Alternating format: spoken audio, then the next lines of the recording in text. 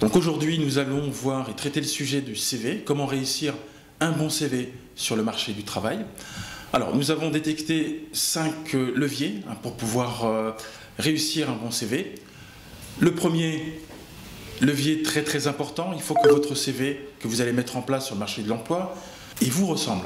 Les compétences, l'expérience professionnelle, l'expérience extra-professionnelle, voire les diverses activités que vous officiez, que ce soit en association ou dans le monde sportif, il faut vraiment que votre CV vous ressemble. Deuxième levier, il faut que l'on trouve une certaine clarté dans votre CV, parce qu'il faut se mettre à la place du recruteur.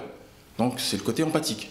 Lorsque vous allez vous candidater auprès d'une entreprise, l'employeur devra voir votre CV de façon claire, brève et très concise.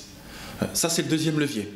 Le troisième levier, il faut que votre CV soit très équilibré entre l'état civil, la nomination du CV, point très important. Il faut que l'employeur sache sur quel type de métier vous allez vous positionner. Deuxième chose, il faut que la partie compétences soit très claire.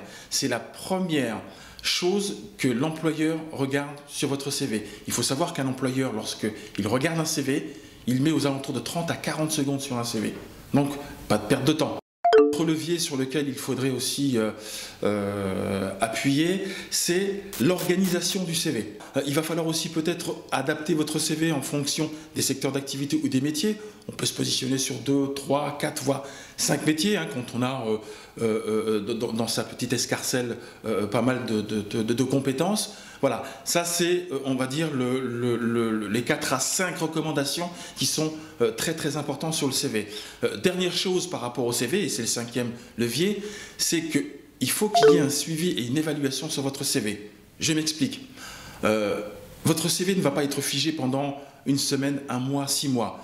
Il va bouger, il va changer. Demandez, lorsque vous êtes en contact avec des entreprises, à faire une évaluation sur votre CV, à savoir qu'est-ce qui n'a pas marché sur votre CV, de façon à faire un petit retour et mettre en place des réajustements sur votre CV de façon à ce qu'il soit beaucoup plus performant. Voilà, ça ce sont les 5 recommandations. Alors, il faut savoir que le CV type ou le modèle type n'existe pas, mais c'est un CV qui est toujours en dynamique et toujours en transformation.